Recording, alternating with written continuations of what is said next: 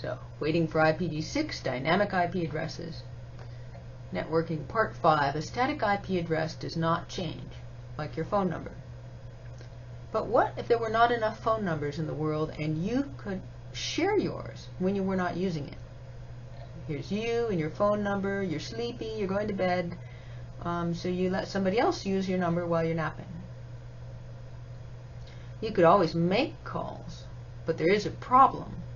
It would be really hard to receive calls. So here's Mom.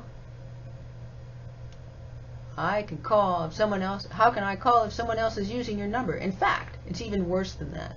Sharing your phone number, because you can get a different number every time you use the phone in this dynamic IP address idea. You can still make phone calls. It's just really hard for anyone to call you, including telemarketers, of course. We don't use dynamic phone numbers, but we do use dynamic IP addresses to help conserve IPv4 addresses. This is sort of bailing out IPv4, right, while we're waiting. So how do dynamic addresses help? At the university, people come and go. Yeah, they're coming and going. On campus, they want to access the internet. Their computers are not servers. Other machines do not need to call into them. They just want to call out to the internet.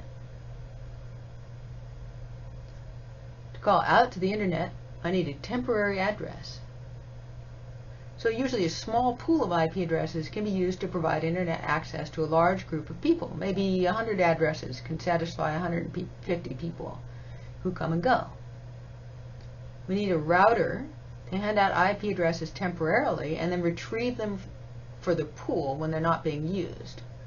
When a router or a computer acting as a router provides this service, it's called a Dynamic Host Configuration Protocol, DHCP. The router dynamically configures the IP addresses of computers that ask for an IP address. The router provides the DHCP service without human intervention. Because the router can automatically hand out IP addresses, you can even use DHCP at home to hand out private addresses.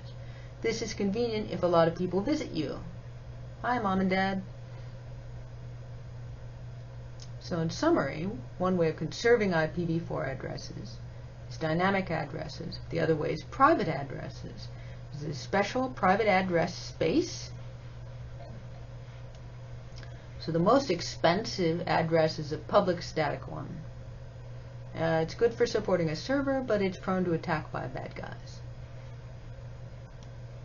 You can call out to the internet on a dynamic public address, but it's be terrible for a server because you can't call into it. It requires DHCP.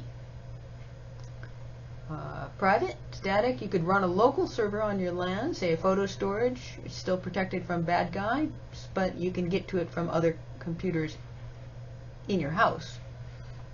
If machines frequently come and go to your apartment, then they get an IP address automatically. That would be a dynamic private address.